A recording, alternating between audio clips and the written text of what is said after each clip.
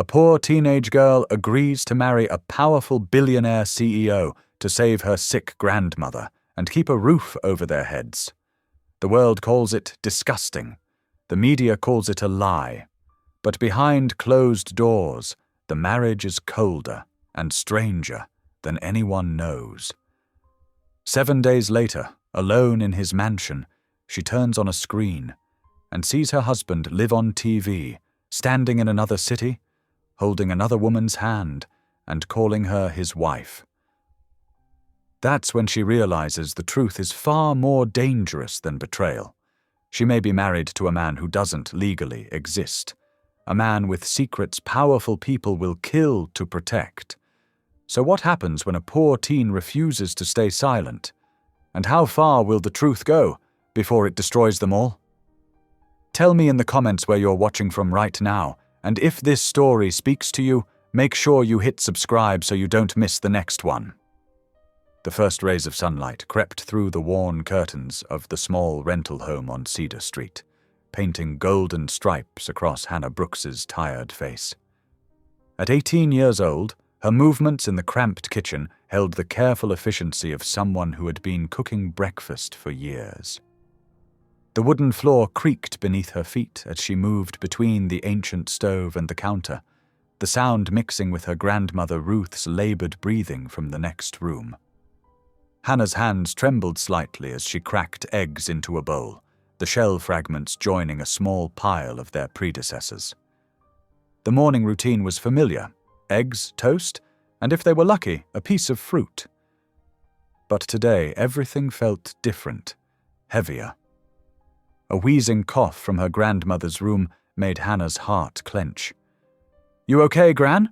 she called out, her voice steady despite the worry churning in her stomach. "Just fine, baby."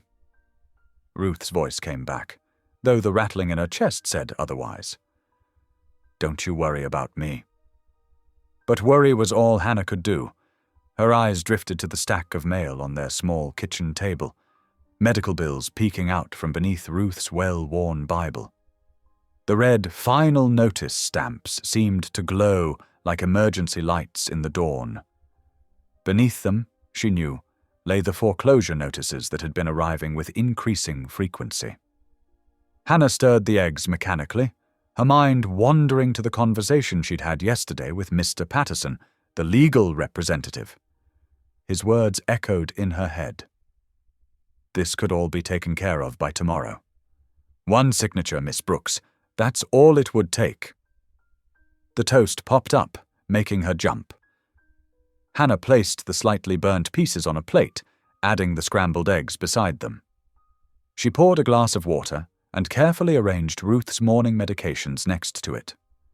7 pills of different sizes and colors. Their monthly cost alone was more than their rent. As she carried the breakfast tray to her grandmother's room, her phone buzzed in her pocket. Hannah set the tray down on Ruth's bedside table before checking the message. It was from the same number that had been calling all week. "Final confirmation needed. Meeting at 2 o'clock today. All arrangements will be executed immediately upon signing. Please respond to confirm." Hannah's fingers hovered over the phone screen. Through the window, she could see their neighbors' kids getting ready for school, their laughter floating up through the thin walls. How many mornings had she watched them while wondering if this would be the day they lost everything? "Is that them again?" Ruth asked softly, her wise eyes finding Hannah's face in the dim light. She was propped up against her pillows, oxygen tube running beneath her nose, but her gaze was as sharp as ever. Hannah nodded, unable to speak for a moment. She busied herself arranging the breakfast tray across Ruth's lap, making sure everything was within easy reach. "Baby," Ruth said, catching Hannah's hand in her own fragile one. "You don't have to do this. The Lord will provide another way." "We've prayed for another way, Gran," Hannah replied, her voice barely above a whisper. "For months now. And maybe this is the answer, even if it's not the one we wanted." Ruth's eyes filled with tears. "Your mama would never have wanted this for you?" Mama would have wanted you to get better, Hannah said firmly, though her heart ached at the mention of her mother. She would have wanted you to have the treatment you need, to have a safe place to live. Hannah knelt beside the bed, still holding her grandmother's hand. The morning light was stronger now, illuminating the stack of unpaid bills on the kitchen table, visible through the doorway. The Bible sat atop them like a paperweight, its leather cover cracked with age and use. She closed her eyes and prayed silently, her lips moving without sound. The words were different from her usual morning prayers, but the feeling was the same, a mixture of hope and fear, of faith and uncertainty. When she opened her eyes, she typed a quick "confirmed" in response to the message.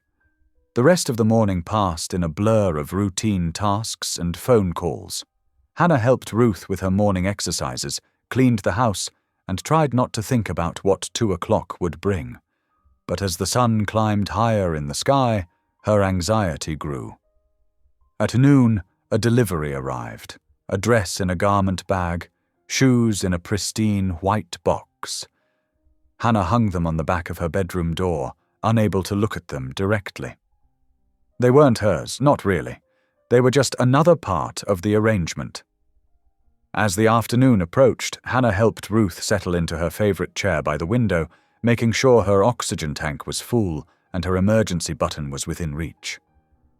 "I'll be back before dinner," Hannah promised, her voice steady despite the tremor in her hands. Ruth reached up and cupped Hannah's face. "You are so much stronger than you know, baby girl. But remember, your soul isn't for sale, no matter what papers they put in front of you."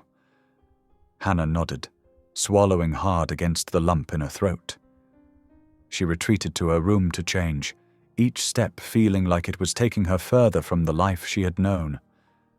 The dress was beautiful, simple, but elegant, in a shade of blue that made her dark skin glow. Hannah stood before her mirror, barely recognizing the young woman who stared back at her. Her hand rose to touch the cross necklace her mother had given her, its familiar weight, both comforting and heavy with meaning. As the setting sun painted the sky in shades of orange and pink, Hannah looked at her reflection one final time. The girl in the mirror looked older somehow, as if the weight of the decision had aged her beyond her 18 years. She understood, with a clarity that made her heart ache, that by tomorrow morning her life would no longer be solely her own. But as she heard Ruth's breathing from the other room, slightly labored but steady, Hannah straightened her shoulders. Sometimes love meant making impossible choices. Sometimes faith meant walking forward even when the path ahead was shrouded in darkness. With one last touch of her mother's cross, Hannah turned away from the mirror. The legal papers waited in her bag, their presence as heavy as the future they represented. But for now, she had to focus on getting through the next few hours, on signing away her freedom to secure her grandmother's future. The last rays of sunlight filtered through her window, casting long shadows across the floor. In less than 12 hours, everything would change. But for this moment, Hannah allowed herself to be still, to feel the weight of her choice, and to pray for the strength to carry it. Hannah's hands trembled as she smoothed down her blue dress, standing in the courthouse's marble hallway. Through the tall windows, she could see camera flashes from the crowd of reporters gathered outside, their presence making this feel more like a spectacle than a wedding. She touched her mother's cross for comfort, drawing strength from its familiar contours. A courthouse official approached, her heels clicking against the polished floor. "Ms. Brooks, we're ready for you now." Hannah followed the woman down a quiet corridor, her heart pounding with each step. The courtroom they entered was smaller than she'd expected, with dark wood paneling and morning sunlight streaming through high windows. It felt more like a business meeting room than a place where marriages began. And then she saw him. Thomas Hale stood near the judge's bench, his tall frame wrapped in an expensive grey suit that probably cost more than 6 months of Hannah's rent.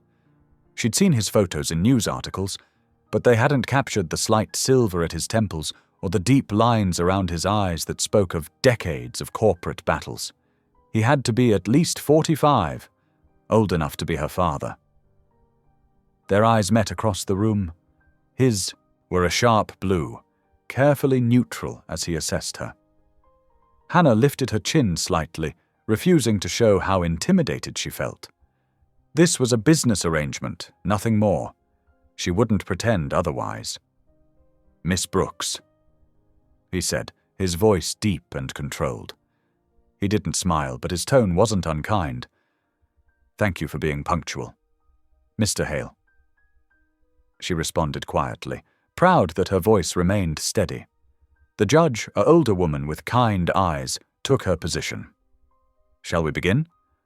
The ceremony, if it could even be called that, was brief and eerily formal. No music played.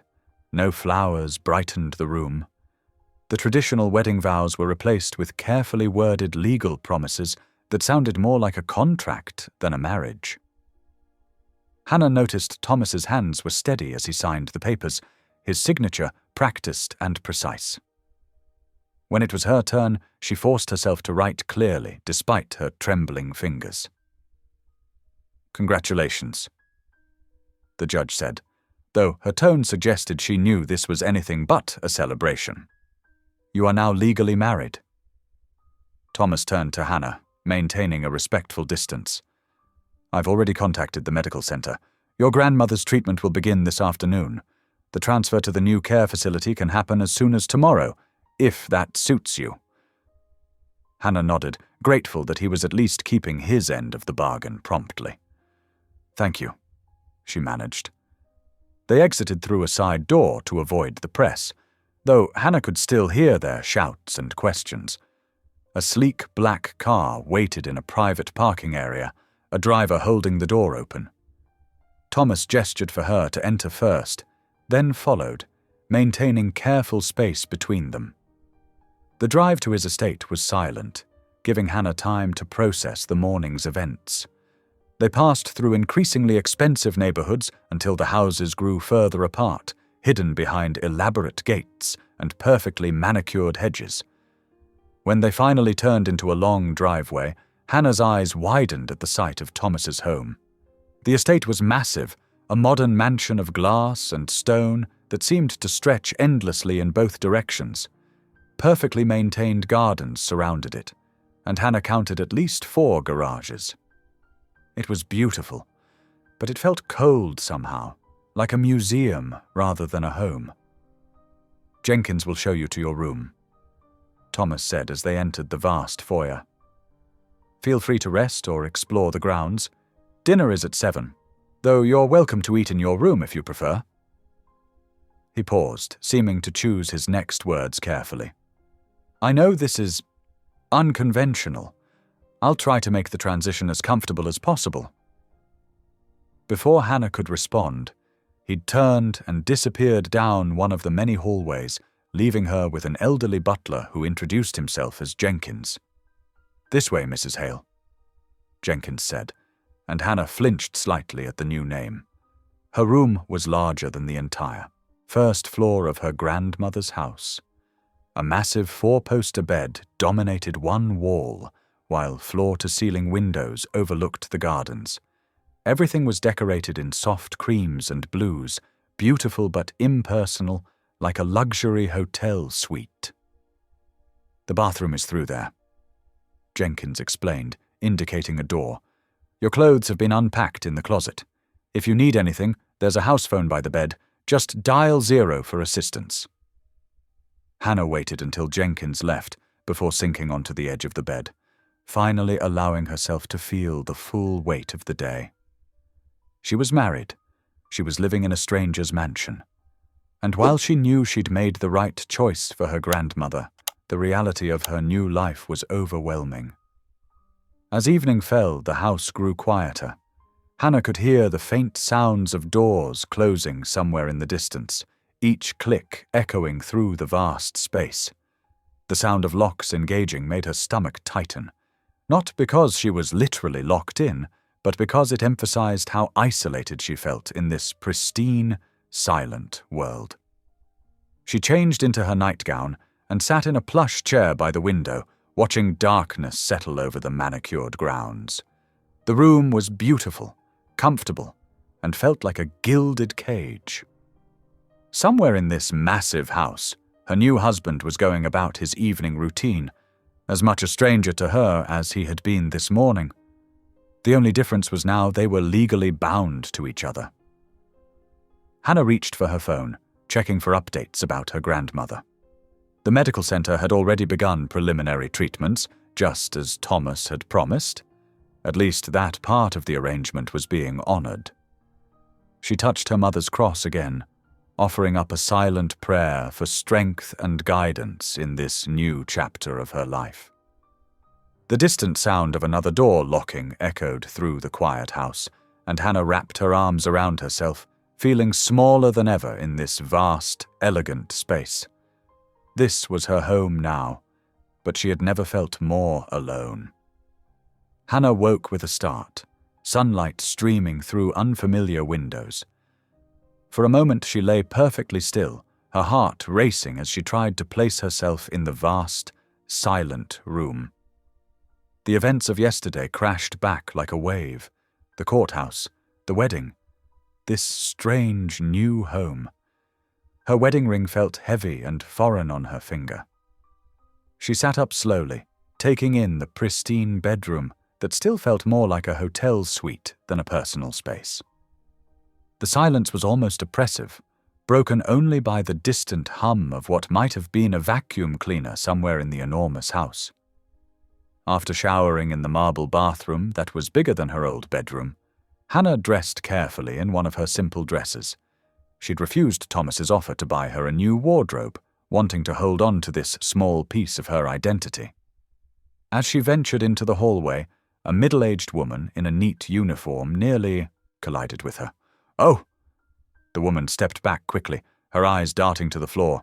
"I'm sorry, Mrs. Hale. I didn't expect... That is, breakfast is served in the morning room until 9:30. "Thank you," Hannah said gently, noting how the woman seemed to shrink away. "I'm Hannah, and you are... Mrs. Peterson, ma'am, head housekeeper." She gestured vaguely down the hall without making eye contact. First door on the right, past the conservatory. Before Hannah could say more, Mrs. Peterson hurried away, her shoes making soft clicking sounds on the hardwood floor. Hannah stood for a moment, unsettled by the strange interaction. It wasn't rudeness exactly, but there was something off about it. She found her way to the morning room, where Thomas sat reading a newspaper at a table set for two. He looked up as she entered, setting aside his paper with practiced politeness. "Good morning," he said, his tone cordial but distant. "I trust you slept well?" "Yes, thank you." Hannah sat where a place had been set, noting how the table seemed unnecessarily large for just two people. A server appeared silently at her elbow, pouring coffee with movements so practiced they seemed almost robotic. "We should discuss the household arrangements," Thomas said, buttering his toast with precise movements. "I know this situation is unusual. I want to ensure you're comfortable while maintaining appropriate boundaries." Hannah nodded, watching as another server placed a plate of eggs in front of her. This one too avoided eye contact, though she caught him glancing at Thomas with an odd expression. "Your room is your private space," Thomas continued. "No one will enter without your permission. You're free to use the library, gardens, and common areas. The West Wing is my private office space. I ask that you respect that boundary." "Of course," Hannah said quietly. "As for public appearances..." Thomas paused, seeming to choose his words carefully. "It's best if we keep those to a minimum. The press will lose interest eventually, but for now, discretion is important." A server returned with more coffee, addressing Thomas as Mr. Harrison, before catching himself and quickly correcting to Mr. Hale. Thomas's expression didn't change, but Hannah noticed his hand tighten slightly on his coffee cup. The rest of breakfast passed in awkward silence. Hannah couldn't help but notice how the staff moved through the room like shadows, efficient but almost fearful. One young maid nearly dropped a pitcher when Thomas looked her way unexpectedly. After breakfast, Hannah retreated to her room to call Ruth. Her grandmother answered on the second ring, her voice stronger than it had been in weeks. "Hannah, baby," Ruth said warmly. "The doctors here are amazing. They've already started me on new medications, and I can breathe so much better." Tears pricked at Hannah's eyes. "That's wonderful, Grandma. Are they treating you well?" "Like a queen." Ruth chuckled. "But never. Mind me. How are you holding up?" Hannah glanced around her opulent room, considering how to answer. "I'm okay. It's different here. The house is beautiful, but it's not home." Ruth finished softly. "Give it time, baby. And remember, God doesn't give us more than we can handle." After talking with Ruth, Hannah decided to explore the grounds. The gardens were immaculate, with stone pathways winding between carefully tended flower beds and sculptured hedges. But as she walked, she began to notice details that seemed odd. The high walls surrounding the property were topped with subtle but serious security measures. What looked like cameras were carefully concealed among the foliage. Even the groundskeepers she passed seemed more alert than normal gardeners, their eyes scanning the perimeter as they worked.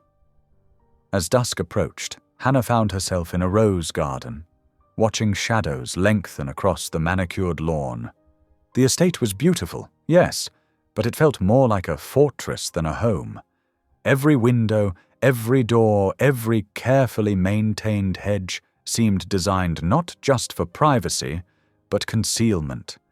Even the staff moved like people accustomed to keeping secrets. Standing there in the fading light, Hannah couldn't shake the feeling that she had married not just a man, but a mystery, one that the walls and gardens and security systems were built to protect.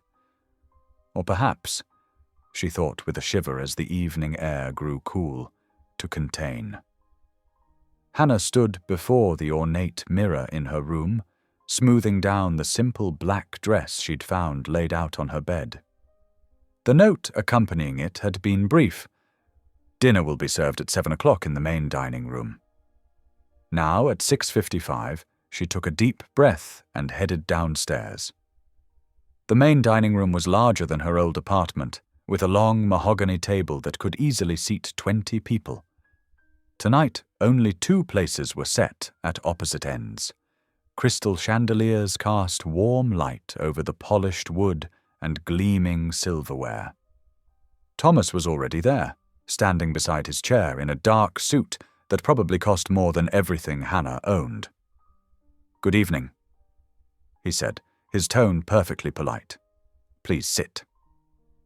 Hannah settled into her chair as a server appeared silently to pour water into crystal glasses. The table's length stretched between them like a barrier, making conversation feel almost impossible. Still, Thomas made an effort. "I hope you're finding everything satisfactory," he said, carefully unfolding his napkin. "Yes, thank you."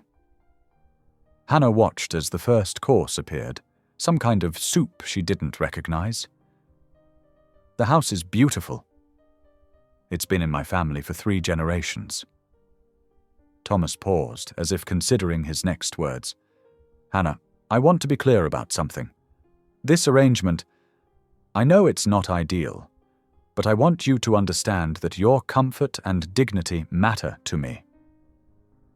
Hannah looked up, surprised by the earnestness in his voice. "I will never force intimacy," he continued quietly. "Your room is your sanctuary. This marriage was meant to protect you too, though I know that might not make sense right now." Before Hannah could ask what he meant, servers appeared with the main course, and the moment passed. The rest of dinner proceeded in relative silence, broken only by the soft clink of silverware and occasional murmured thanks to the staff. The next day established what would become Hannah's new routine. Breakfast was served in her room at 8 o'clock sharp. She spent the morning exploring the parts of the house she was allowed to access, finding the library particularly comforting with its walls of leather-bound books and deep window seats.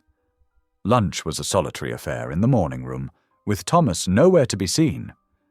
The afternoon stretched long and quiet, broken only by the distant sounds of staff going about their duties. Hannah noticed how they seemed to move in prescribed patterns, never lingering in one place too long.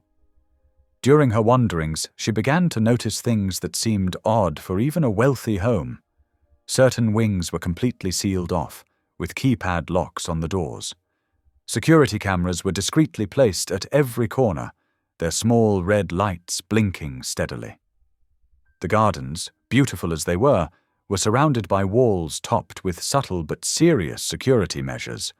Even the staff seemed to operate under strict protocols.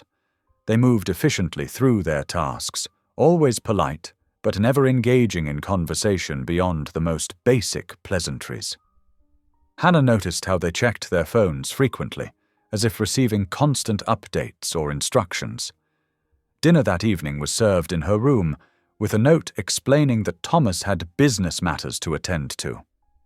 Hannah ate slowly, listening to the enormous house settle around her. The silence felt heavy, pregnant with unspoken things.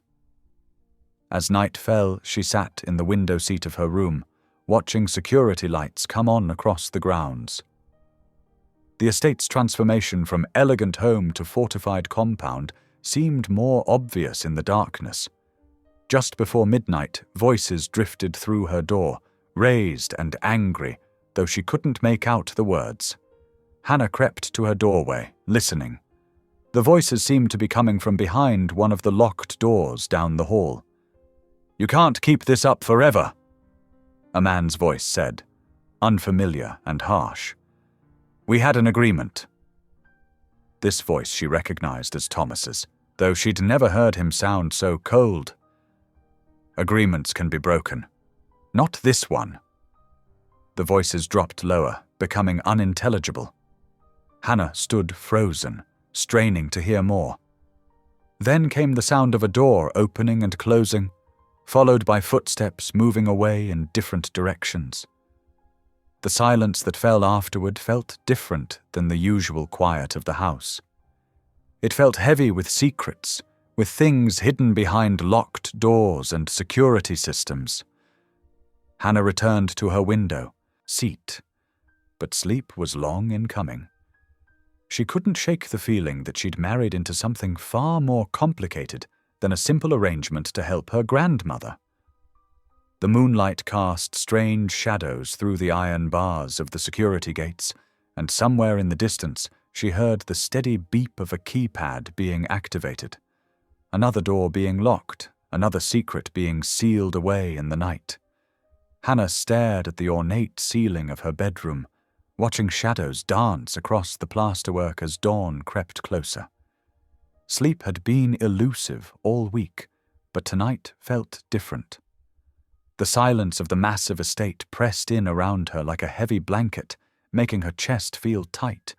6 nights had passed since her wedding day.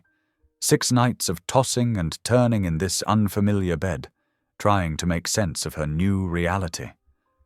The digital clock on her nightstand blinked 3:15 in the morning, its red numbers the only source of light in the room. With a quiet sigh, Hannah pushed back the silk covers and slipped her feet into the soft slippers beside her bed. If sleep wouldn't come, she might as well explore. The estate felt different at night, less intimidating somehow, as if its formal facade relaxed when everyone was asleep. She pulled on her robe and quietly opened her bedroom door. The hallway stretched out before her, moonlight filtering through tall windows and creating pools of silver on the marble floor. Her slippers made no sound as she walked, trailing her fingers along the wood-paneled walls.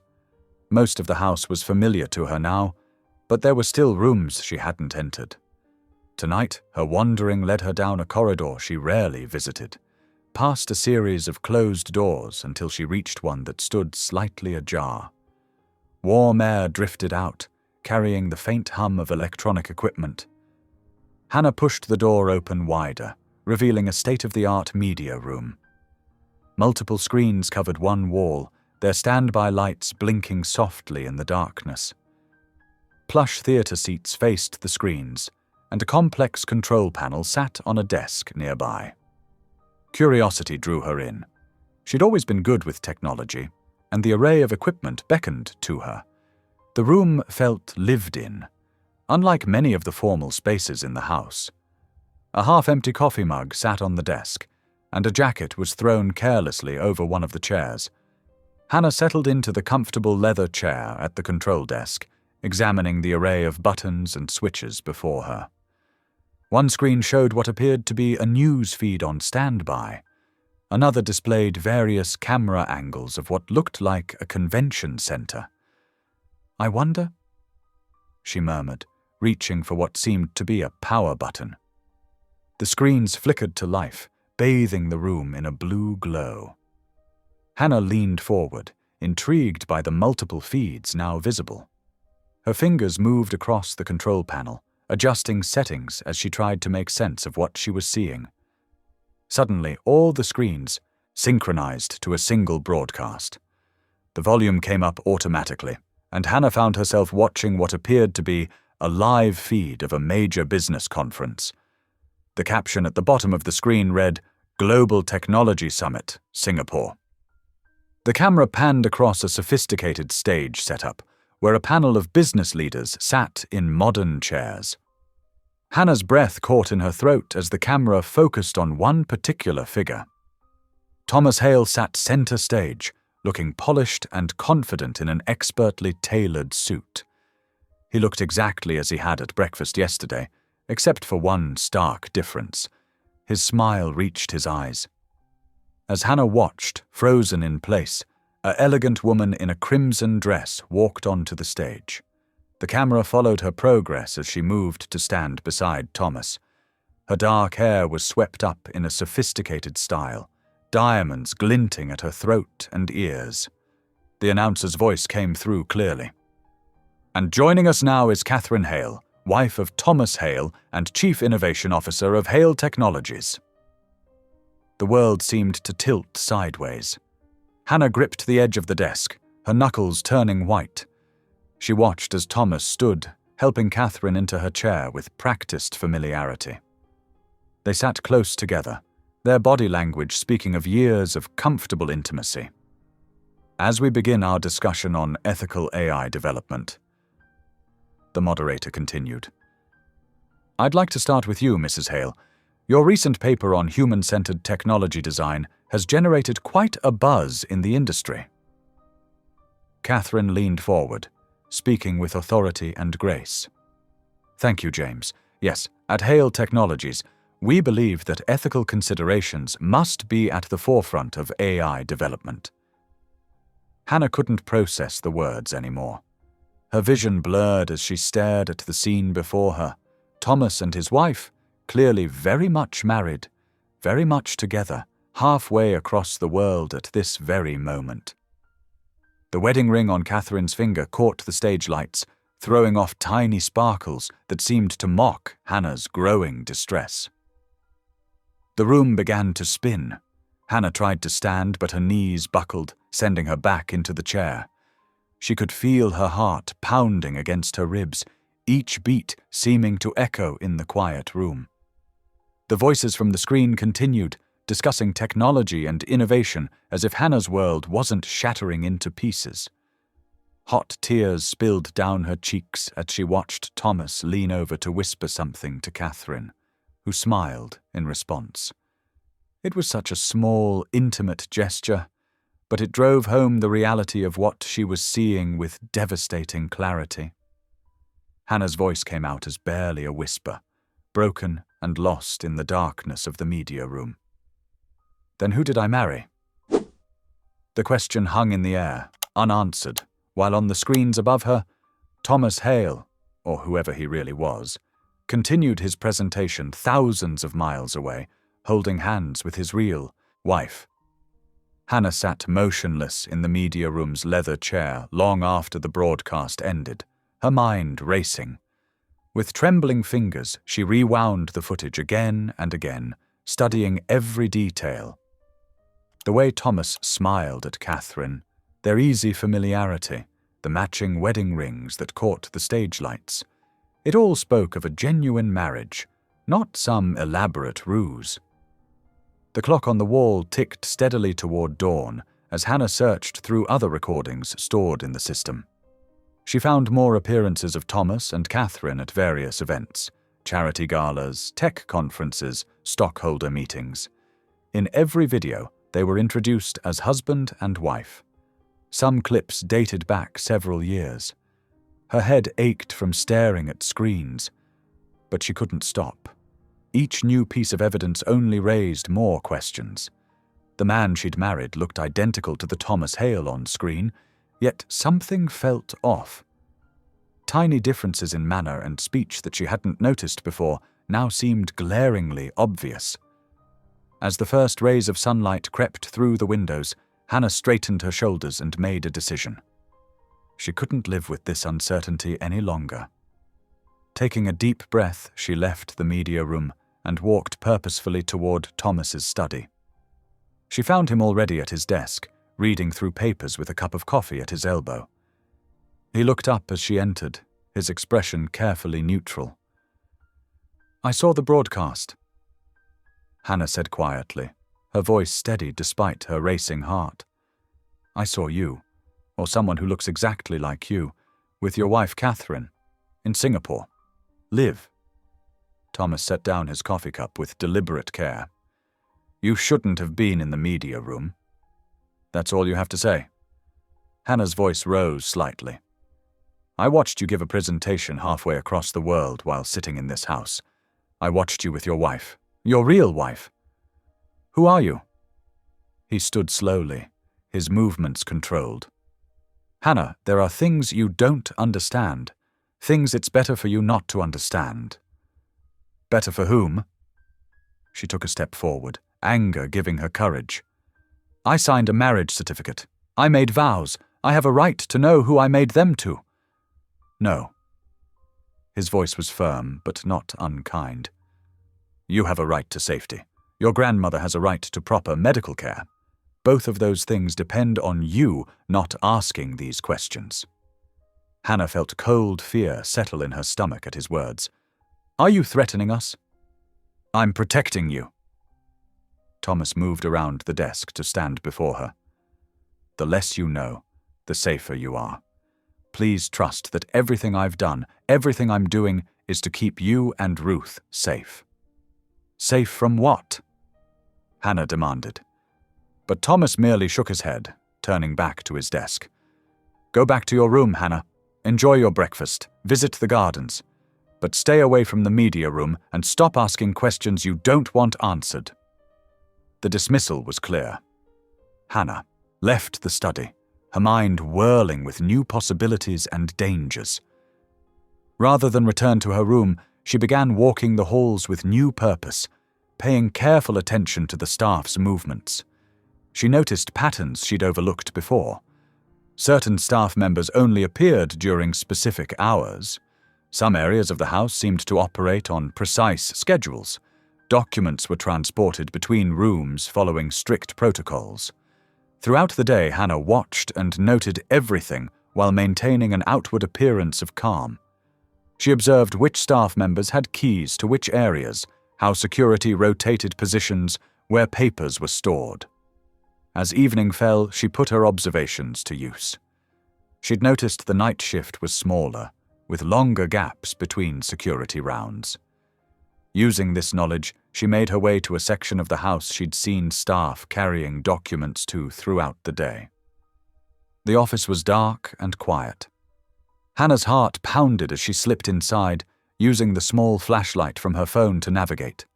File cabinets lined one wall, their metal surfaces gleaming dully in the dim light. Her breath caught as she examined the labels. One cabinet bore multiple variations of Thomas's name: Thomas Hale, Thomas Hayes, Thomas Hawthorne.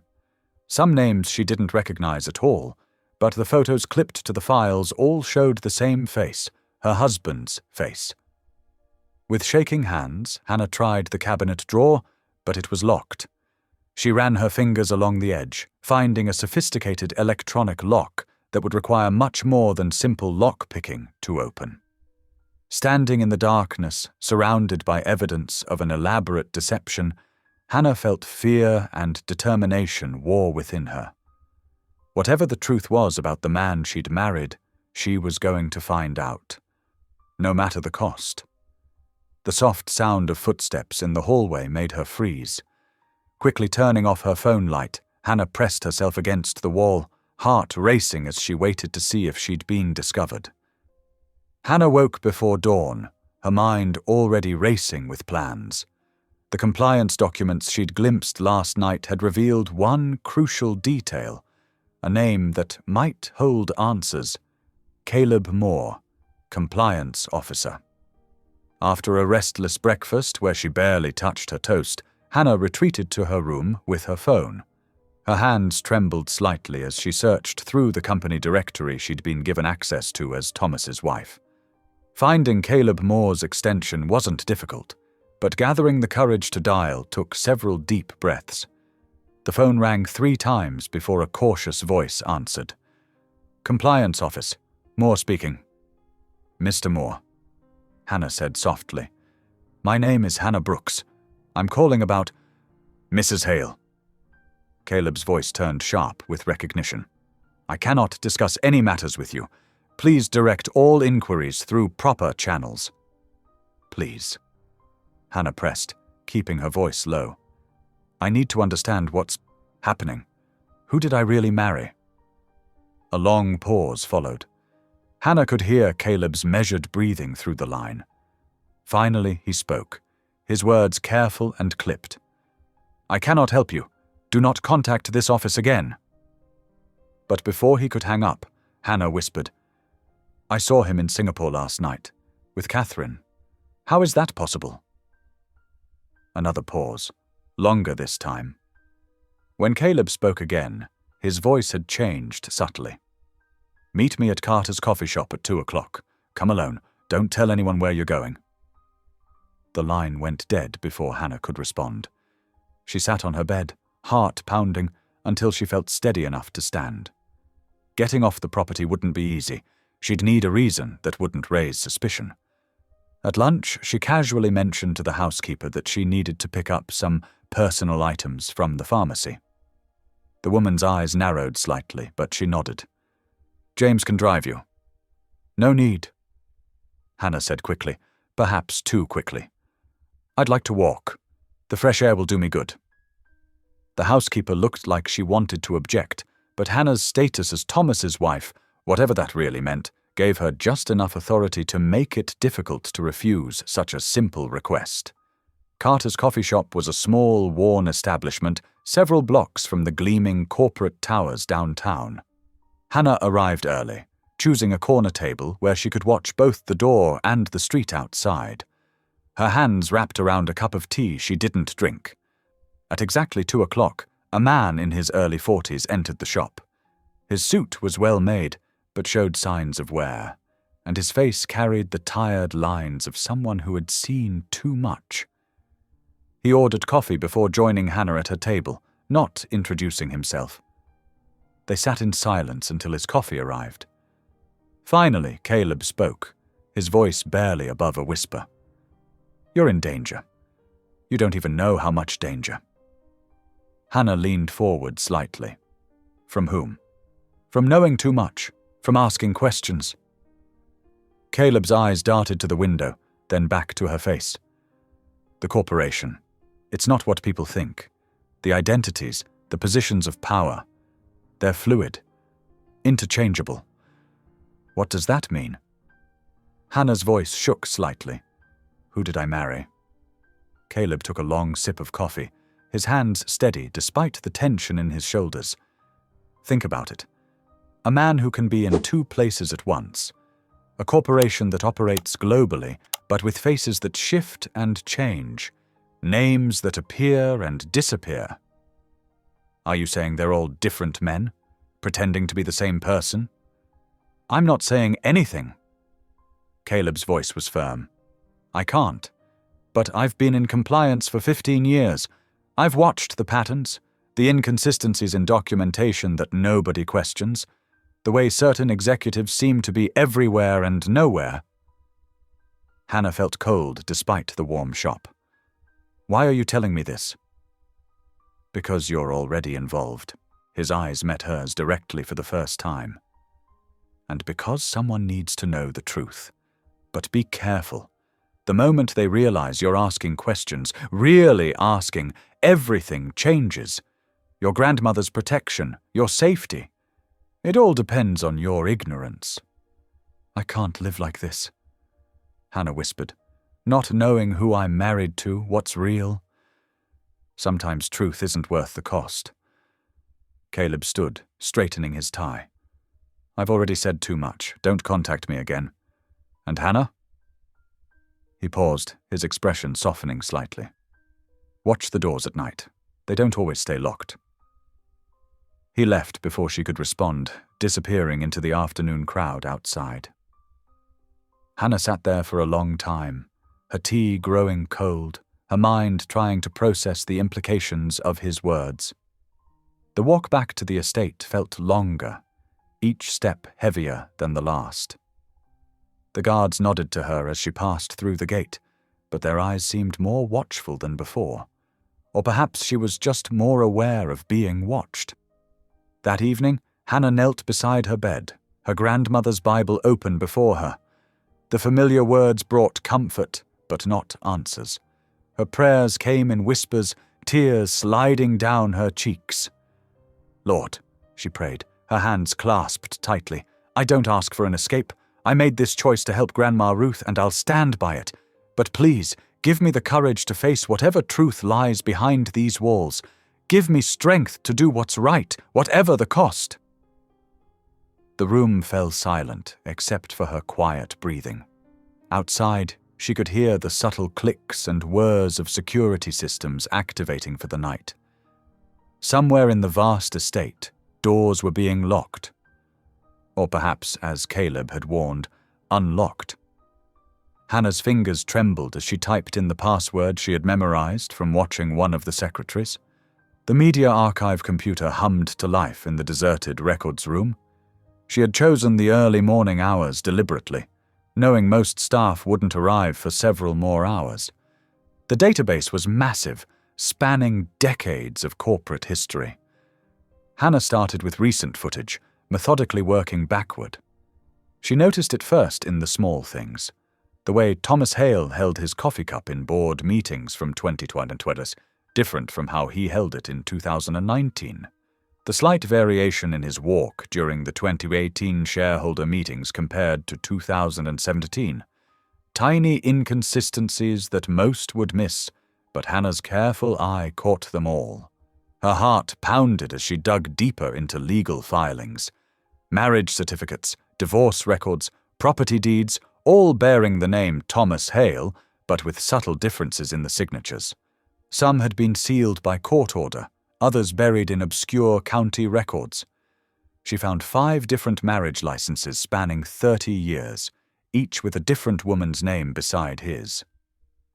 It's like he's been different people, she whispered to herself, scrolling through tax, records. Or different people have been him. The corporate structure was even more complex.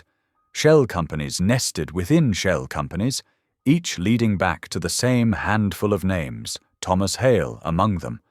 But the signatures never quite matched. The handwriting evolved and shifted, as if multiple people had been signing the same name over years. Hannah pulled up video footage from 1995. The man on screen called himself Thomas Hale, but his mannerisms were completely different from the Thomas she knew. His accent had a slight Boston edge that her Thomas lacked. Yet the corporate records listed him as the same person. She was so absorbed in her research that she didn't hear the door open. It wasn't until she saw movement reflected in the computer screen that she realized she wasn't alone. I wondered when you'd find your way here. Hannah spun around to find Thomas standing in the doorway. Not her Thomas. This was the one she'd seen on the broadcast with another wife. Her heart jumped into her throat. but something was different about him now. His shoulders sagged slightly, the careful polish of his public persona cracking. He looked tired in a way that went beyond physical exhaustion. "I'm not going to stop you," he said quietly, closing the door behind him. "You deserve to know the truth." "Which truth?" Hannah's voice was steady despite her fear. "And which Thomas Hale are you?" He laughed, but there was no humor in it. "That's the question, isn't it? Who am I really?" He sank into a chair, suddenly looking much older. "I've been Thomas Hale for 23 years. Before that, I was someone else, someone whose name I haven't spoken in so long I sometimes forget it was ever mine." Hannah stayed where she was, watching him carefully. "Why?" "Power, money, protection." He ran a hand over his face. The corporation needed faces, trustworthy, consistent faces. Men willing to become someone else, to live behind a name that wasn't theirs. We took turns, trading places, maintaining the illusion that Thomas Hale was one man who could be everywhere at once. How many of you are there? Now? 3. There used to be 4, but James... He stopped, pain flickering across his features. "We lost James 2 years ago. He couldn't handle the pressure anymore. The lies, the constant fear of discovery." Hannah thought about all the sealed doors in the estate, the security protocols, the careful isolation. "You're prisoners too, aren't you? Just like me." "Prisoners of our own making." His laugh was bitter. "We chose this decades ago. Young men hungry for power, willing to erase ourselves for a chance at wealth beyond imagination. We didn't understand the cost." "The marriages," Hannah said softly. "The other women. Some knew the truth. Others, like you, were kept in the dark for their protection." He met her eyes directly. "I fought against bringing you into this, but the corporation needed a fresh face, a new story to feed the media. And your grandmother's medical bills made you vulnerable." Anger flared in Hannah's chest. "You used her illness to trap me." "Yes." His honesty was startling. "I've done far worse things in my years as Thomas Hale. Used people, manipulated situations, destroyed lives with a signature on a document." His voice cracked. "I told myself it was necessary, that the end justified the means. But sitting across from you at breakfast each morning, seeing your quiet dignity, your faith, I can't hide from what I've become anymore." Hannah studied him. This broken man who had worn another man's name for so long he'd lost himself. She saw the fear in his eyes, the bone-deep exhaustion, the shame he tried to hide. "I'm a coward," he whispered. "I could have exposed it all years ago, could have told the truth, faced the consequences. Instead, I kept playing my part, kept the lies going, because I was afraid." Afraid of what? Everything. The corporation's power, public scandal, prison. He looked down at his hands. "But mostly, I was afraid of facing myself, of admitting that I'd thrown away my soul for a corner office and a name that wasn't mine." Hannah thought about her grandmother's Bible, about the prayers she'd whispered in the dark. She thought about truth and redemption, about the cost of lies and the price of grace. "It's not too late," she said quietly. "To tell the truth, to make things right." He looked at her with something like wonder. "How can you still believe in redemption after everything you've learned?" "Because I have to," Hannah replied. "If I stop believing in the possibility of change, in the power of truth, then what am I doing here?" Thomas, or whoever he really was, closed his eyes, tears sliding down his cheeks. In that moment, Hannah saw him clearly for the first time. Not a villain orchestrating her imprisonment, but a man drowning in the consequences of choices made decades ago. A soul crying out for forgiveness, but too afraid to reach for it. The weight of his confession hung in the air between them, changing everything and nothing. Hannah was still trapped, still married to a man whose real name she didn't know. But now she understood that her cage was built from fear as much as power, fear that had claimed victims on both sides of the corporate walls. The morning sun cast long shadows across the study as Hannah sat across from Thomas, both of them nursing cups of coffee that had long gone cold. The weight of yesterday's revelations hung between them, but something had shifted. The walls of pretense had crumbled, leaving space for truth to finally breathe. "Tell me about Eleanor," Hannah said softly, breaking the heavy silence. "The woman I saw in the broadcast." Thomas set his cup down, his fingers trembling slightly. "Eleanor Hale. She's been the public face of the Thomas Hale marriage for 15 years. She understands the system, accepts her role in maintaining the illusion. Did she have a choice?" "More than you did." He met Hannah's eyes with regret. Eleanor came from money, understood corporate politics. She chose this life knowing what it meant. The privileges, the restrictions, the constant performance. Hannah thought about the elegant woman she'd seen on screen, wondering what lay beneath that polished exterior. Is she happy? Content, maybe. Safe, certainly. Thomas leaned back, looking tired. The system provides well for those who play their parts. Eleanor gets wealth, status, protection. In return, she smiles for cameras and pretends not to notice when her husband appears in 3 places at once. The system, Hannah repeated. How deep does it go? Deeper than you can imagine. It's not just the Thomas Hale identity. There are others, different names, different faces. The corporation creates and maintains these personas to protect its interests, control its narrative. He rubbed his eyes. We're all just pieces on their chessboard. But you're one of the most powerful men in the company. Power is an illusion, too. His laugh was hollow. We're all replaceable. The moment any of us threatens the system, we disappear. New face, new name, same game. Hannah leaned forward, her voice gentle but firm. You don't have to keep playing their game. I've been watching you, Hannah. Thomas's voice softened. Your quiet strength, your unwavering moral compass.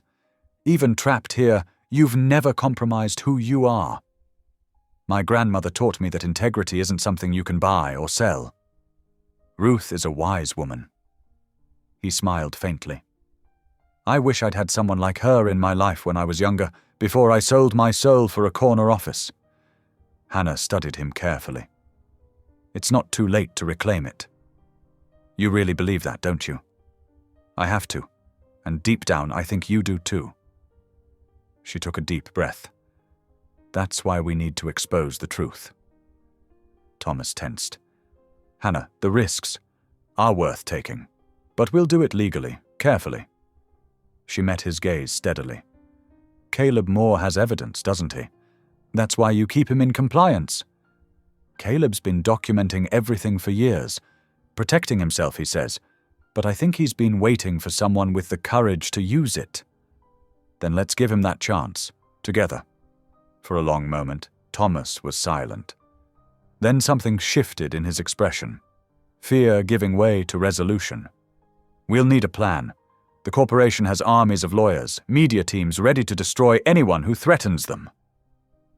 They spent the next several hours outlining strategy, Thomas's corporate expertise blending with Hannah's clear-eyed determination. They would need Caleb's documentation, Eleanor's potential testimony, and carefully timed legal filings to protect everyone involved. As evening approached, Hannah excused herself to call Ruth.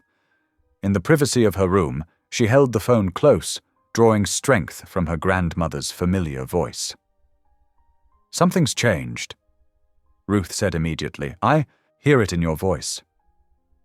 Hannah smiled, knowing she could never hide anything from Ruth. We're going to tell the truth, Grandma, about everything. Good. Ruth's approval warmed her heart.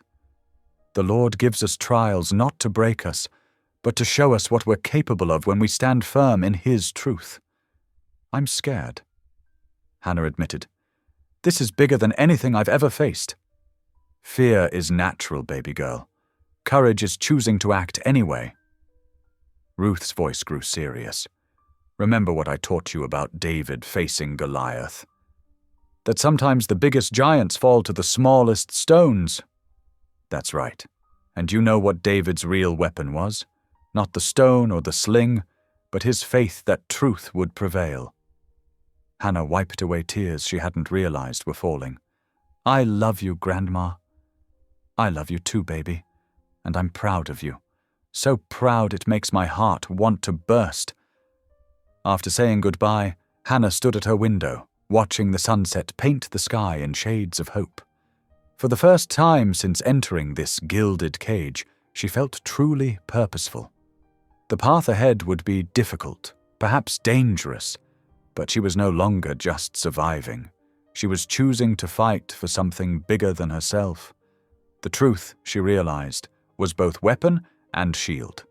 It could tear down walls built by decades of lies, but it could also protect those brave enough to stand in its light. Tomorrow they would begin the careful work of dismantling the system that had trapped them all.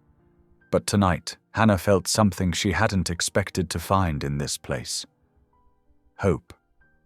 Hannah woke early that morning, her mind already racing with the tasks ahead.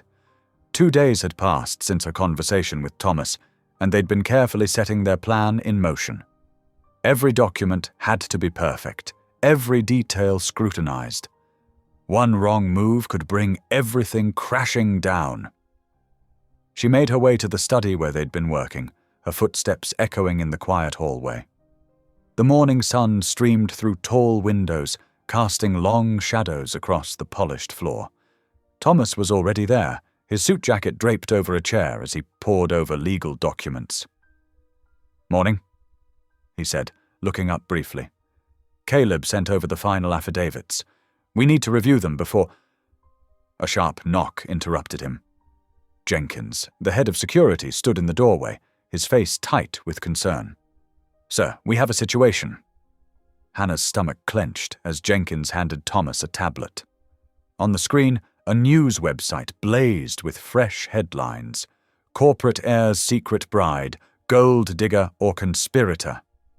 The article was brutal, painting Hannah as a calculating opportunist who had manipulated her way into the family's wealth.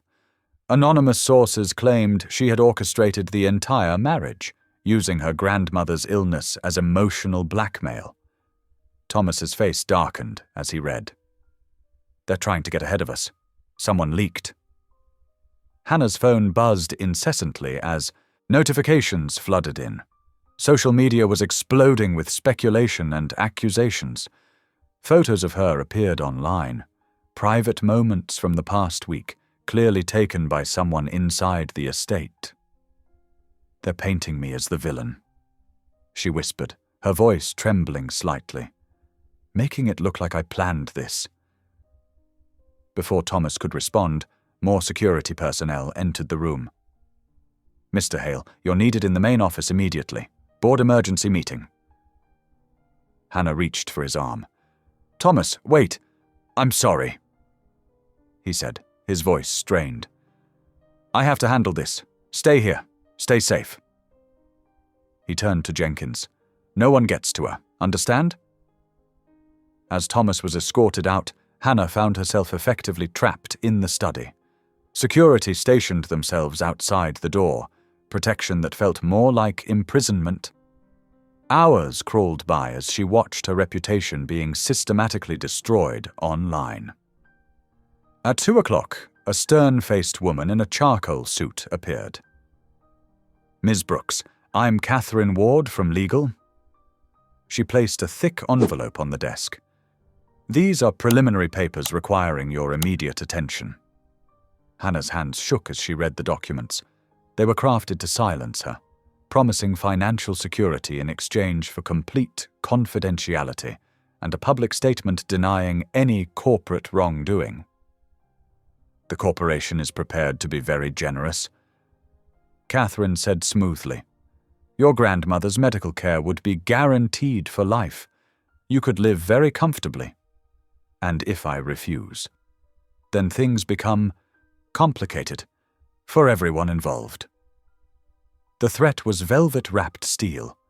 Hannah's phone rang, a number she didn't recognize. Catherine moved to stop her, but Hannah answered anyway.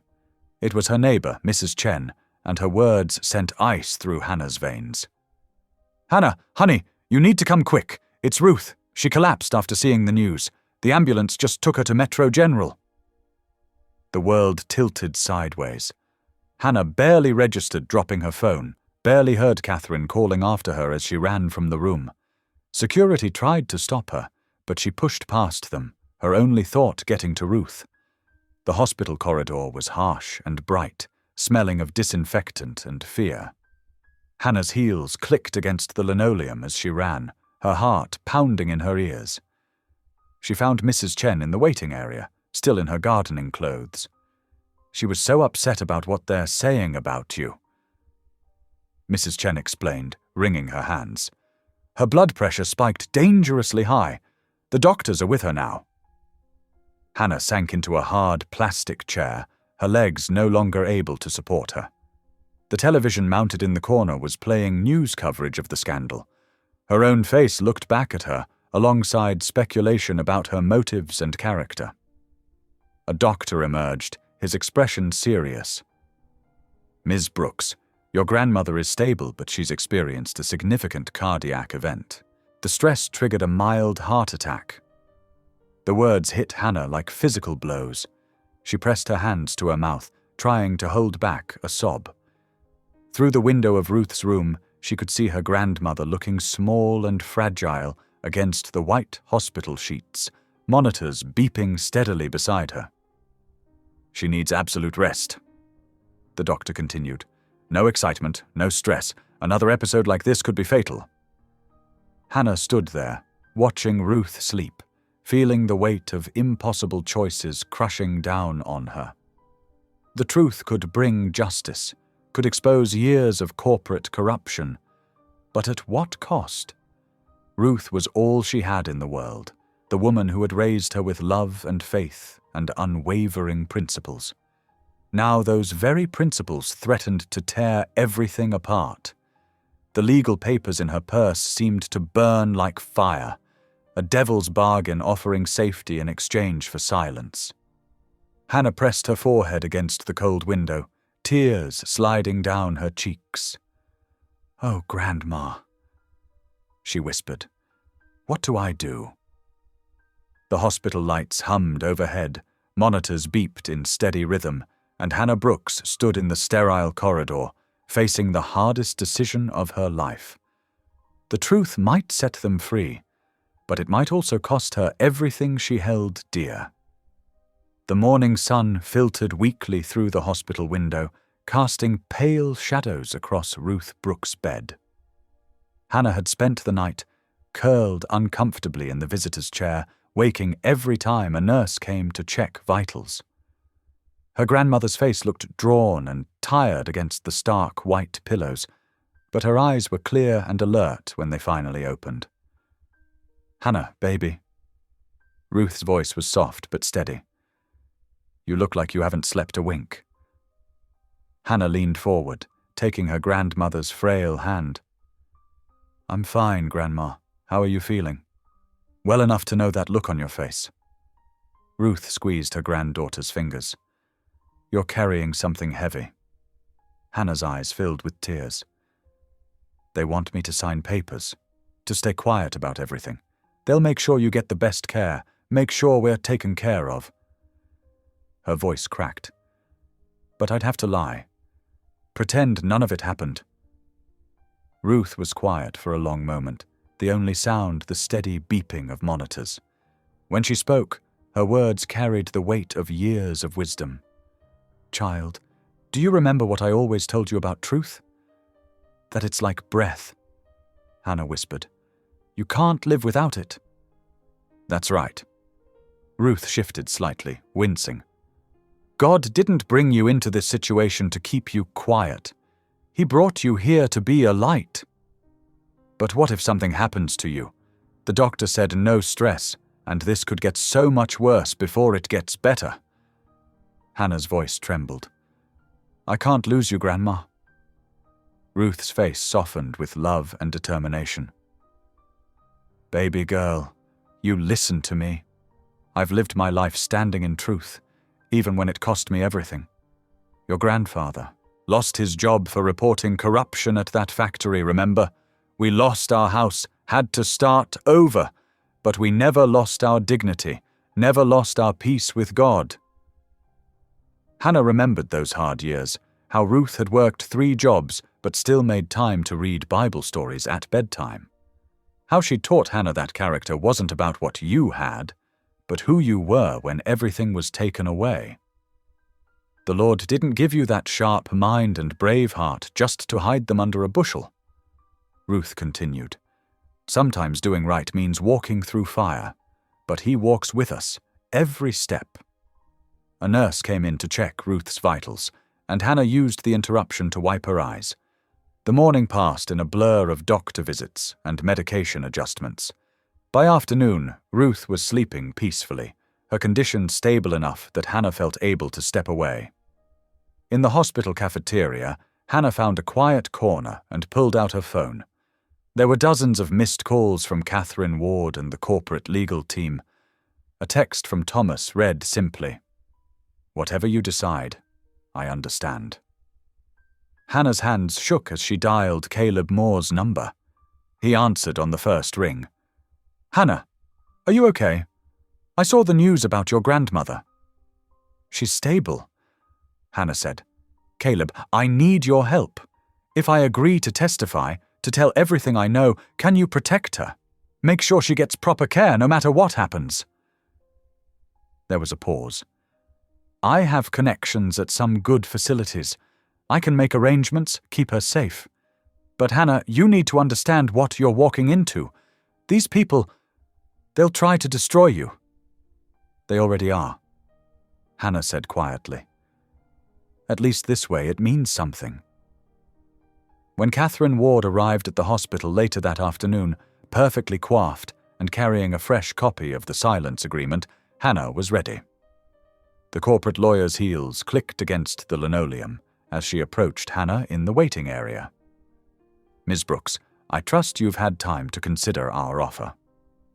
Catherine placed the documents on the small table between them. "The terms are quite generous. All you need to do is sign." Hannah looked at the papers, remembering all they represented: safety, security, an easy way out. Then she thought of Ruth's words about truth being like breath, about standing firm even when everything was at stake. "No," Hannah said, her voice growing stronger with each word. "I won't sign. I won't lie." Catherine's professional smile tightened. "Ms. Brooks, please consider carefully. Your grandmother's condition is precarious. The stress of a public testimony could be devastating for her health. For her sake, I'm choosing to honor everything she taught me." Hannah interrupted. "About integrity, about doing what's right, even when it's hard." She stood up, straightening her shoulders. "I will testify. I will tell the truth about the corporate identity fraud, about the shell marriages, about all of it." "You're making a serious mistake," Catherine warned, her voice cold. "The corporation has unlimited resources. We can tie this up in courts for years. Your grandmother's care will be taken care of," Hannah said firmly. "And I'm not afraid of your lawyers. Truth has a way of coming to light, no matter how hard people try to bury it." Catherine gathered the unsigned papers, her movements sharp with anger. "You'll regret this decision, Ms. Brooks. I hope you're prepared for what comes next." "I am," Hannah said quietly. "Because unlike your clients, I can look in the mirror and know I'm doing the right thing." After Catherine left, Hannah returned to Ruth's room. Her grandmother was awake, watching her with knowing eyes. "You chose truth, didn't you, baby?" Hannah nodded, tears spilling over. "Yes, Grandma. I'm going to testify. It's going to be hard and scary, and they're going to try to tear me down." Ruth reached out her hand, and Hannah took it, drawing strength from her grandmother's unwavering faith. "Then we'll face it together, with God's help. Remember what David said in Psalms, 'The Lord is my light and my salvation. Whom shall I fear?'" Hannah squeezed her grandmother's hand, feeling peace settle over her despite the storms ahead. The choice was made. The path was clear. Whatever came next, she would walk it with her head held high, carrying the truth like a torch in the darkness. The late afternoon sun slanted through the hospital window, painting Ruth's face in golden light as she prayed softly for her granddaughter. Hannah closed her eyes, letting her grandmother's familiar voice wash over her, knowing that while the consequences would be severe, the cost of silence would have been far greater. Hannah stared at her reflection in the bathroom mirror of her small hotel room, trying to steady her trembling hands. The hearing was scheduled to begin in 2 hours. On the television behind her, another news anchor was dissecting her character. Sources close to the Hale Corporation suggest Hannah Brooks deliberately infiltrated the organization, targeting vulnerable executives. She turned off the TV, remembering Ruth's words about standing firm in truth. The past week had been brutal. Every news outlet seemed determined to paint her as a gold digger, an opportunist, or worse. They had dug through her past, questioned her motives, even tried to make her poverty seem suspicious. Hannah smoothed down her simple navy dress, borrowed from a church friend since she couldn't access her belongings at the estate anymore. The dress wasn't fancy, but it was dignified, just like Grandma Ruth had taught her to be. Her phone buzzed with a text from Caleb. "Security team ready. Remember, just tell the truth exactly as it happened." The drive to the federal courthouse was surreal. Photographers swarmed the car as it pulled up, their cameras flashing like lightning. Hannah kept her eyes forward, focusing on the courthouse, steps ahead. Signs waved in her peripheral vision, some supporting her, others condemning. She heard shouts of "Gold digger!" mixed with "Tell the truth!" Inside, the hearing room was smaller than she'd imagined, but packed tight. Corporate lawyers filled one side, their expensive suits and stern faces a wall of intimidation. Journalists and spectators occupied every other available seat. Hannah spotted Catherine Ward wearing a triumphant smile, clearly expecting her to crumble. As Hannah took her seat at the witness table, she felt the weight of every eye in the room. The committee chairman, Senator Marshall, cleared his throat. "Ms. Brooks, you understand you are under oath?" "Yes, sir." Her voice came out clear and steady, surprising even herself. "Please begin by describing how you came to enter into marriage with Thomas Hale." Hannah took a deep breath and began speaking. She described her grandmother's illness, the mounting medical bills, the foreclosure threats. Her voice remained calm as she detailed the marriage proposal through the corporate lawyers, the private ceremony, the strange rules at the estate. Then, on the 7th night after the wedding, I saw something that changed everything. Hannah continued. She described entering the media room, the accidental broadcast activation, and the shock of seeing Thomas Hale in another city with another wife. A murmur rippled through the room. Even some of the corporate lawyers shifted uncomfortably. "Ms. Brooks." Senator Marshall leaned forward. "Are you suggesting that the man you married was not the real Thomas Hale?" "Sir, I'm not sure there is a real Thomas Hale anymore," Hannah replied carefully. "What I discovered was a system of corporate doubles, rotating identities, and shell marriages used to maintain the illusion of a single executive." Catherine Ward stood up sharply. "Objection! These are unfounded accusations. This is not a court proceeding, Ms. Ward." Senator Marshall interrupted. "Please sit down. Continue, Ms. Brooks." Hannah described finding the documents, her meeting with Caleb Moore, and Thomas's eventual confession. Her voice softened as she recalled his admission of being trapped in a role for decades. "Why did you choose to come forward?" another committee member asked. "The corporation offered you considerable compensation for your silence." Hannah straightened in her chair. "Because truth matters. Because my grandmother taught me that integrity isn't something you can sell. And because sometimes doing the right thing means facing the consequences of speaking up." As she continued testifying, Hannah noticed subtle changes in the room. The hostile stares began to soften. Some journalists stopped typing to really listen. Even a few corporate lawyers looked troubled, as if seeing the human cost of their legal manipulations for the first time. When Hannah described Ruth's hospitalization and the pressure to sign the silence agreement, sympathetic whispers spread through the spectators. Catherine Ward's triumphant smile had long since faded. "One final question, Ms. Brooks," Senator Marshall said. "What do you hope to achieve by testifying today?" Hannah thought carefully before answering. "I hope to show that the truth still matters, that we can't let power and money hide deception, no matter how sophisticated it becomes. And maybe," she paused, "maybe help free others who are trapped in these corporate lies." As the hearing continued with other witnesses, Hannah noticed phones lighting up throughout the room. Journalists were already publishing their first reports. The narrative was shifting. Where they had expected to see a scheming opportunist, they had found something else entirely. A young woman standing firmly in her truth, regardless of the cost. Legal aides began passing urgent notes to the corporate lawyers.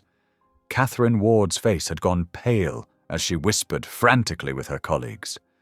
The carefully constructed wall of denial was beginning to crack. Hannah sat quietly, feeling drained but at peace. She thought of Ruth watching from her hospital room, probably praying. She thought of Thomas, hoping he too would find the courage to break free. The truth was out now, spreading like ripples in still water. Whatever came next, she had done what was right. The murmurs in the room grew louder as more phones buzzed with notifications. Something was happening outside these walls. The story was taking on a life of its own, beyond anyone's control. Hannah caught fragments of whispered conversations, other witnesses coming forward, documents being leaked, similar patterns emerging at other corporations.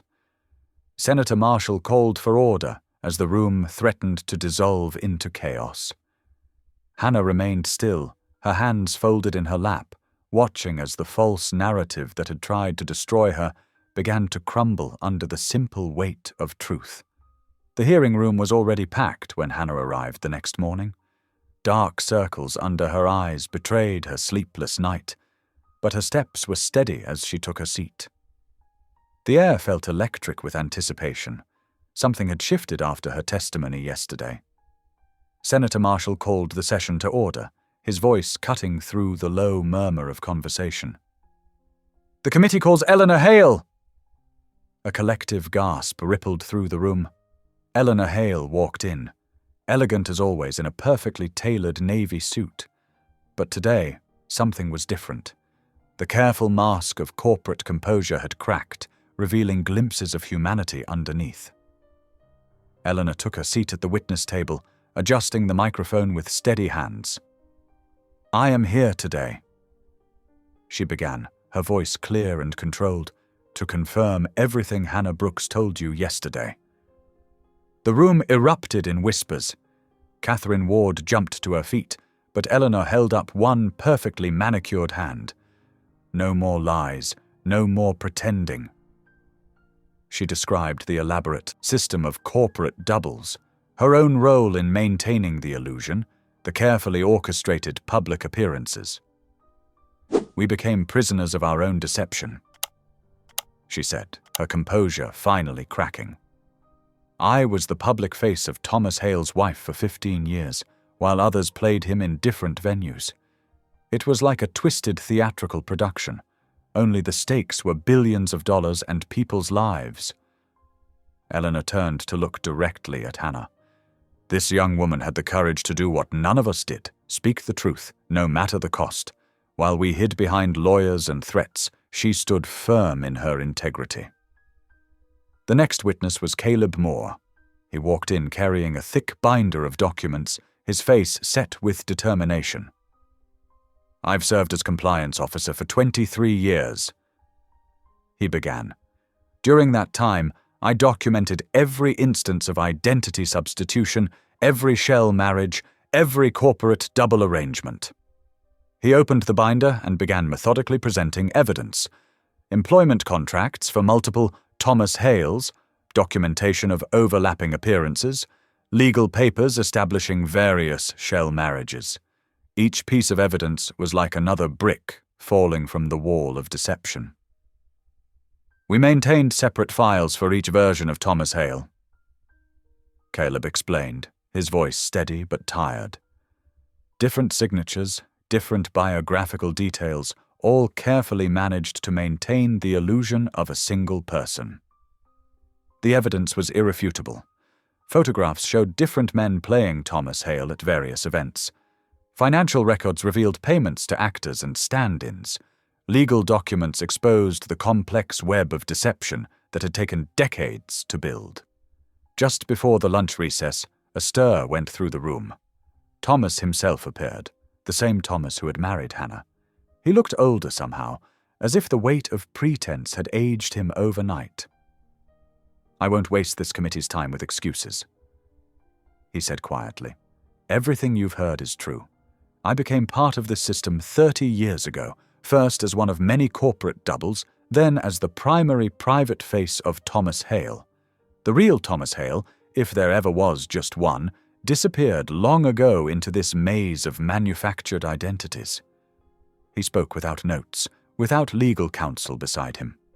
"I told myself it was necessary for the corporation's stability, that shareholders needed the illusion of consistent leadership, that the ends justified the means." He paused, looking directly at Hannah. "It took the courage of a teenage girl to show me how far I'd strayed from the truth." The afternoon session was almost anticlimactic. Corporate lawyers withdrew their objections. PR teams stopped issuing denials. The carefully constructed illusion collapsed under the weight of truth. Finally, Thomas stood one last time. "I am hereby relinquishing all control and position within the corporation," he announced. "It's time for truth and transparency to replace deception and manipulation." The room erupted in chaos. Journalists rushing to file stories, lawyers huddling in corners, photographers' flashes creating a storm of light. But in the midst of it all, Hannah sat quietly, feeling an overwhelming sense of peace. She thought of Ruth's words in the hospital. "God didn't bring you into a lie to keep you quiet." Eleanor approached her as the room began to clear. "Thank you," she said simply, touching Hannah's hand. "You've freed us all." Caleb nodded to her from across the room, a slight smile breaking through his usual serious expression. His years of careful documentation had finally served their purpose. Thomas was the last to leave, pausing briefly near Hannah's chair. "I'm sorry," he said quietly. "And thank you." Then he walked out, no longer carrying the weight of false identities. The massive hearing room gradually emptied, leaving Hannah alone with her thoughts. The truth had finally broken through, not with a dramatic bang, but with the quiet power of honest words spoken bravely. She gathered her belongings slowly, thinking of Ruth waiting in the hospital. It was time to go home and begin whatever came next. The morning sun filtered through the hospital window, casting a gentle glow on Ruth's sleeping form. Hannah sat in the worn visitor's chair, her Bible open on her lap, though her eyes weren't focused on the pages. 3 weeks had passed since the hearing that had shaken the corporate world, and the quiet of this moment felt like a blessing. Ruth stirred, her eyes opening slowly. "You're here early today, child," she said, her voice stronger than it had been in days. Hannah smiled, reaching for her grandmother's hand. "The physical therapist is coming at 9 o'clock. I wanted to be here before that." The hospital room had become their temporary sanctuary. Cards and flowers from well-wishers lined the windowsill, some from strangers who had been moved by Hannah's testimony, others from their church family. The television remained off. They'd had enough of news coverage to last a lifetime. Outside their quiet space, the corporate world was in upheaval. The revelation of the Thomas Hale deception had triggered a massive restructuring effort. Independent auditors combed through decades of records. New leadership was being installed, with transparency as the mandate. Hannah heard bits and pieces from Caleb, who called occasionally to keep her informed. "Did you see the morning paper?" Ruth asked, gesturing to the folded newspaper on her bedside table. Hannah shook her head.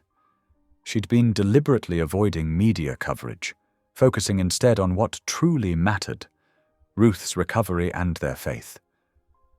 "The business section," Ruth continued. "They're dismantling all those shell companies, making everything honest and clear." She paused, studying Hannah's face. "You did that, child. Your truth did that." Hannah squeezed her grandmother's hand. "We did it together. Your strength gave me strength." The physical therapist arrived, a cheerful woman named Sarah who had been working with Ruth since her collapse. Hannah watched as Ruth worked through her exercises, noting how much stronger her grandmother seemed compared to just a week ago. The doctors were optimistic about her recovery, though they stressed the importance of continued rest and care. After the therapy session, Hannah helped Ruth settle back against her pillows. "Pastor Marcus is coming by this afternoon," she mentioned. "He's bringing some soup from Mrs. Johnson." Ruth's face brightened. That woman's soup could heal anything. She patted Hannah's hand. "You should go home for a while, get some real rest. I know you've been sleeping in that chair too often." Hannah hesitated.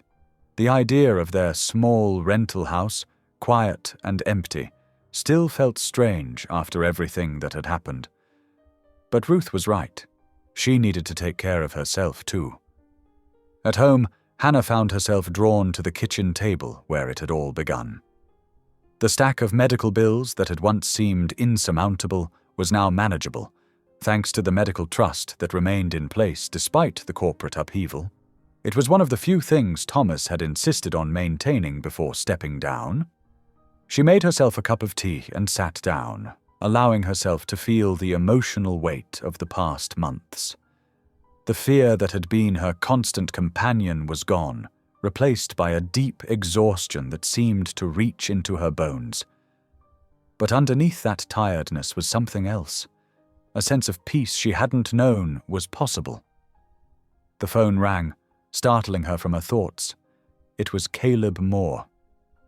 "Hannah." His voice carried a note of satisfaction she'd never heard before. "I wanted you to hear this from me first. The corporate legal team just withdrew all charges against you. The new board reviewed everything and determined that not only were you innocent of any wrongdoing, but your actions served the best interests of the company and its shareholders." Hannah sat down heavily in her kitchen chair. "It's really over?" "Completely over," Caleb confirmed. "The dismissal will be filed with the court today. You're free and clear." After hanging up, Hannah sat in the quiet kitchen, tears rolling down her cheeks. They weren't tears of sadness or even relief. They were tears of gratitude. She thought about how far God had brought them, from those desperate days of unopened bills and impossible choices to this moment of vindication. She drove back to the hospital later that afternoon, arriving just as Pastor Marcus was leaving. He hugged her tightly. "Ruth told me the good news about the charges," he said. "Our whole congregation has been praying for this." Inside, Ruth was sitting up in bed, looking more alert than she had in days. "Come here," she called to Hannah. "Tell me everything Caleb said." Hannah settled into her usual chair and recounted the conversation. As she spoke, she noticed how the sunset painted the hospital room in warm colors, so different from the harsh fluorescent lighting that usually dominated the space. "I knew God wouldn't let the truth stay buried," Ruth said firmly. "He never does." Hannah nodded, thinking about all the ways that truth had changed things. The corporate empire built on deception was being transformed. Lives that had been bound by lies were being freed. And here, in this simple hospital room, she and Ruth were building a new chapter of their lives, one founded on faith and honesty. "What happens next?" Ruth asked softly. Hannah thought about it for a moment. "We heal," she said simply. "We rest. We thank God for bringing us through." She reached for her grandmother's hand. "And we trust him for whatever comes next." Ruth smiled, her eyes bright with unshed tears. "That's my girl," she whispered. The evening settled around them quietly. In the distance, they could hear the usual sounds of the hospital: footsteps in the hallway, gentle conversations, the soft ding of elevator doors. But in their room, there was peace. The fear that had driven Hannah to sign that marriage contract months ago was gone, replaced by something stronger: the certainty that truth, no matter how difficult, was always the right path. A nurse came in to check Ruth's vital signs, smiling at the sight of grandmother and granddaughter holding hands in the growing dusk. "Would you like me to turn on the lights?" she asked. "Not just yet," Hannah replied. She wanted to sit in this moment a little longer, feeling the weight of gratitude in her heart. The charges were dismissed. Ruth was getting stronger. And though she was tired, bone-deep tired, she was no longer afraid. Tomorrow would bring new challenges, new decisions to make. But for now, in this quiet hospital room, Hannah Brooks knew with absolute certainty that they would face whatever came next together, with faith as their foundation and truth as their guide. The seasons changed gradually, like watercolors bleeding into one another on a canvas. Summer faded into autumn, bringing with it crisp mornings and leaves that painted the hospital parking lot in shades of gold and red. Hannah marked the passing of time by Ruth's steady improvement and her own slow healing from the tumultuous events that had changed their lives forever. On a bright September morning, Hannah stood in front of her bedroom mirror, adjusting her backpack. It felt strange to be thinking about college again, but the modest foundation established from reclaimed corporate assets had made it possible. The scholarship fund, carefully structured to help students from disadvantaged backgrounds, had Hannah as its first recipient. "You look ready?" Ruth said from the doorway of their temporary apartment. Her voice was stronger now, though she still needed her oxygen tank. The doctors were optimistic about her continued recovery. "I'm nervous," Hannah admitted, smoothing her shirt. "It feels like starting over." "That's because it is," Ruth replied. "But starting over isn't always a bad thing." The foundation offices occupied a small building downtown, far removed from the towering corporate headquarters that had once housed so many secrets. Hannah stopped there after her first day of classes, as she'd promised Eleanor she would. Eleanor Hale, the real Eleanor Hale, had surprised everyone by volunteering to help manage the foundation. She'd transformed from the polished corporate wife into someone more authentic, trading designer suits for casual business wear and forced smiles for genuine warmth. "Hannah!" Eleanor called out when she entered. "How was your first day?" "Different," Hannah said, settling into a chair. "Good different, but still strange." Eleanor nodded, understanding. "Life has a way of coming full circle. Did you know Thomas asked about you yesterday?" Hannah's expression softened. Thomas lived quietly now, no longer burdened by the weight of maintaining false identities. He'd chosen a small house on the outskirts of town, where he spent his days gardening and writing what he called his confession memoir. "How is he?" Hannah asked. "At peace, I think," Eleanor replied. "He's stopped looking over his shoulder, stopped rehearsing his words before he speaks them." She smiled. "He's just Thomas now. The real Thomas." October painted the world in deeper colors. Hannah fell into a routine of classes, study groups, and regular foundation meetings. The media interest had finally died down, allowing her to focus on rebuilding her life one day at a time. Ruth's health continued to improve, her breathing growing stronger as the autumn air turned crisp. The doctors spoke optimistically about her future, and Hannah thanked God daily for the medical care that had once seemed impossibly out of reach. When November arrived with its early sunsets and morning frost, Hannah received the news she'd been waiting for. Ruth's original home, the one that had nearly been lost to foreclosure, was ready for them to return. The foundation had quietly arranged for necessary repairs and modifications to accommodate Ruth's medical needs. Hannah walked through the restored rooms, tears filling her eyes as she remembered the desperation she'd felt there just months before. The kitchen, where she'd once stared at unopened bills, now gleamed with fresh paint and early morning light. The living room, where Ruth had struggled to breathe, had been fitted with medical equipment that blended seamlessly with their familiar furniture. Even the garden had been tended, winter flowers adding spots of color to the December landscape. "It's like a miracle," Ruth whispered, moving slowly through the house with her oxygen tank. "But then, this whole year has been full of miracles, hasn't it?" Hannah helped Ruth settle into her favorite chair by the window. Sunlight streamed through the glass, warming the room and casting a golden glow over everything it touched. It was the same window where they'd once prayed together, asking God for guidance when it seemed they had no options left. "Remember that morning?"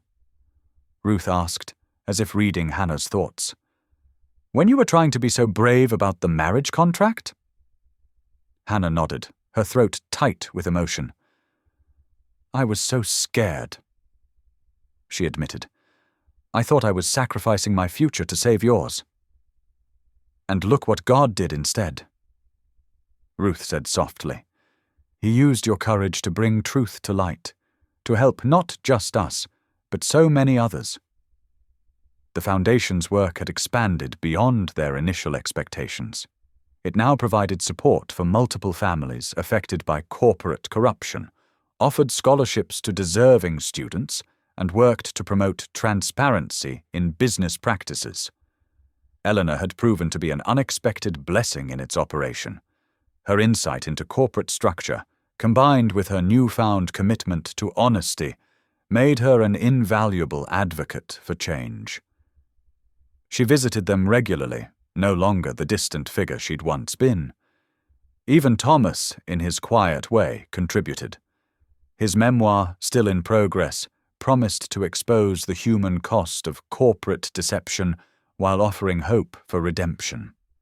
He'd asked Hannah to write the foreword, a request that had moved her deeply. As the December sun continued its path across the sky, Hannah moved through the house, touching familiar walls and furniture. Every room held memories, some painful, some precious, but now they also held promise.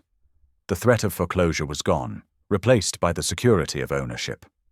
The medical bills that had once overwhelmed them were now manageable, covered by the trust that remained intact. Ruth's voice called from the living room. "Hannah, come look at this sunset." Hannah joined her grandmother at the window. The sky was painted in brilliant shades of pink and gold, the winter sun setting behind bare trees. It was the same view they'd always had, but somehow it looked different now, clearer, brighter. "God's light," Ruth said simply, reaching for Hannah's hand.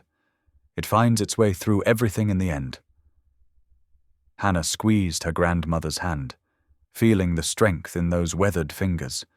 Yes, the light had found its way through corporate lies, through fear and uncertainty, through months of challenge and change. And here they were, back in their home, watching another sunset together. The house settled around them with familiar creaks and sighs. In the kitchen, the renovated heating system hummed quietly. Outside, a few early evening stars began to appear in the winter sky. Everything was different, and yet everything was exactly as it should be. Ruth's breathing was steady and strong beside her, no longer the labored gasps that had once filled Hannah with fear. The medical equipment stood ready but unobtrusive, a reminder of how far they'd come. Through the window, the last rays of sunlight filled the room with warmth, touching everything with gold. The walls that had once felt like they were closing in, the floors they had worried they would lose, the space that was once again, truly, their home. The setting sun painted long shadows across Ruth's restored porch as Hannah settled into the worn wooden rocker beside her grandmother. The evening air held a gentle warmth, carrying the scent of blooming jasmine from their newly tended garden. "Look at that sky," Ruth murmured, her voice strong and clear. "Reminds me of that verse. The light shines in the darkness, and the darkness has not overcome it." Hannah smiled, watching the golden rays filter through the trees. So much had changed since those dark days of desperate choices and hidden truths.